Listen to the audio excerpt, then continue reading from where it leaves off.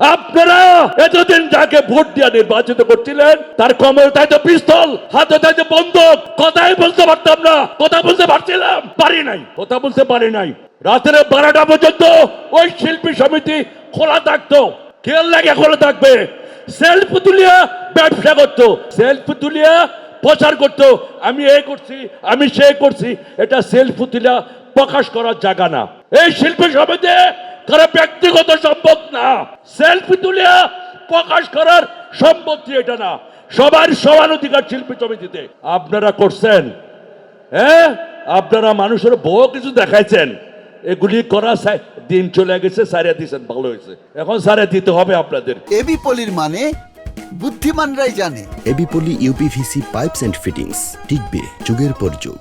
আপনাদের এখন আসতে হলে ব্যালটের মাধ্যমে আসতে হবে, আর না হলে আসার কোনো ওয়ে নাই। 2 টাকা দিয়ে বরবল নিয়েছিল এই ইন্ডাস্ট্রিটার মান, আজকে কি হয়েছে? ফাইটার, ফাইটারের পরে কি হয়েছে? ফাইট ডাইরেক্টর, ফাইট ডাইরেক্টর পরে কি হয়েছে? প্রডিউসার, প্রডিউসারের পরে হয়েছে পরিচালক। কোন পরিবর্তন পাইছেন?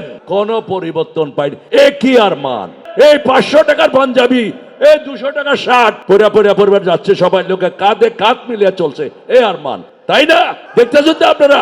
আরমান এখানে দাঁড়ায় নাই, আরমানকে আনানো হয়েছে এই সমিতিতে ইলেকশন করার জন্য। আরমানকে আনানো হয়েছে, আরমান দাঁড়াইতে চায় নাই, আরমান ইলেকশন করতে চায় নাই। সব সময় বলে আমরা এমএ পাস, আরমান কি পাস? এই বেটা, Arman director, fight director. Arman যে চরিত্র অভিনয় করছে আপনারা চুকিয়ে দেখেন না এই চরিত্র। এখন তারে ফাইটার বলেন, এখন তারে ফাইটার বলেন, এলে বলেন না। এমএ পাস করিয়া, বিএ পাস করিয়া বহুদিন আমাদেরকে দৌড়াইছেন, কথা বলতে দেন নাই, ইচ্ছা জোর করে বুঝলে রয়েছেন। এদিন এখন আর নাই, দিন বদলে গেছে, দিন কিন্তু পরিবর্তন হয়ে গেছে, পরিবর্তন। ওই দিন আর চলবে না, ওই দিন আর চলবে না।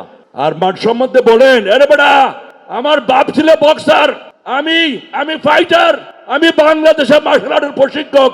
আমাদের কি বলে? ফাইটার। আমরা কি ফাইটার? ফাইটার না হইলে অভিনেতা কেমনে হবেন আপনি? ফাইটার না হইলে আপনি অভিনেতা হবেন কেমনে? আমরা এবার ইতিহাস করতে চাই, যদি আপনারা মতামত দেন।